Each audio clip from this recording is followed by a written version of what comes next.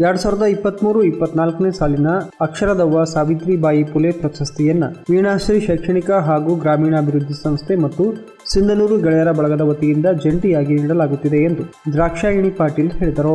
ಈ ಕುರಿತು ನಗರದ ಪ್ರವಾಸಿ ಮಂದಿರದಲ್ಲಿ ಕರೆದ ಸುದ್ದಿಗೋಷ್ಠಿಯನ್ನ ಉದ್ದೇಶಿಸಿ ಮಾತನಾಡಿದ ಅವರು, ಸಾವಿತ್ರಿಬಾಯಿ ಪುಲೆ ಪ್ರಶಸ್ತಿಗೆ ಕುಮಾರಿ ಚೈತ್ರಾ ಎಂ ದೊಡ್ಡಬಸವರಾಜ್, ಡಾಕ್ಟರ್ ಪ್ರಾರ್ಥನಾ ಕಸಪ, ಮಾಜಿ ಅಧ್ಯಕ್ಷೆ ಸರಸ್ವತಿ ಪಾಟೀಲ್, ಹಿರಿಯ ಉಪನ್ಯಾಸಕರಾದ ಮಧುಮತಿ ದೇಶಪಾಂಡೆ, ರೈತ ಮಹಿಳೆ ದುರ್ಗಮ್ಮ ಗೋಮರ್ಸಿ ಆಯ್ಕೆಗೊಂಡಿದ್ದು ಫೆಬ್ರವರಿ ತಿಂಗಳಿನಲ್ಲಿ ಪ್ರಶಸ್ತಿ ಪ್ರದಾನ ಕಾರ್ಯಕ್ರಮ ಹಮ್ಮಿಕೊಳ್ಳಲಾಗುತ್ತದೆ. ಅದರ ಪೂರ್ವಭಾವಿಯಾಗಿ ಜನವರಿ 28ರಂದು ನಗರದ ಶಂಕರ್ ಟ್ರಸ್ಟ್ ಕಾಲೇಜಿನಲ್ಲಿ ಪದವಿ ಪೂರ್ವ ಮತ್ತು ಪದವಿ ಮಹಾವಿದ್ಯಾಲಯದ ವಿದ್ಯಾರ್ಥಿಗಳಿಗೆ ಸಾವಿತ್ರಿಬಾಯಿ ಪುಲೆಯವರ ಕುರಿತ ಪ್ರಬಂಧ ಸ್ಪರ್ಧೆ ಹಾಗೂ ಮಹಿಳೆಯರಿಗೆ ವಿವಿಧ ಬಗೆಯ ಕ್ರೀಡಾಕೂಟಗಳನ್ನು ಆಯೋಜಿಸಲಾಗುತ್ತದೆ.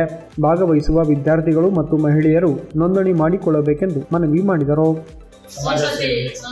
ಶಿಕ್ಷಣದಲ್ಲಿ ನಮ್ಮ ಸರಸ್ವತಿ ಪಾಟೀಲ್ ಅವರು, ಆಮೇಲೆ ಸಮಾಜ ಸೇವೆಯಲ್ಲಿ ಚೈತ್ರ ಕೊರೋನಾ ಟೈಮ್ನಲ್ಲಿ ಬಹಳಷ್ಟು ಸೇವೆಗಳು ಮಾಡ್ತಾರೆ.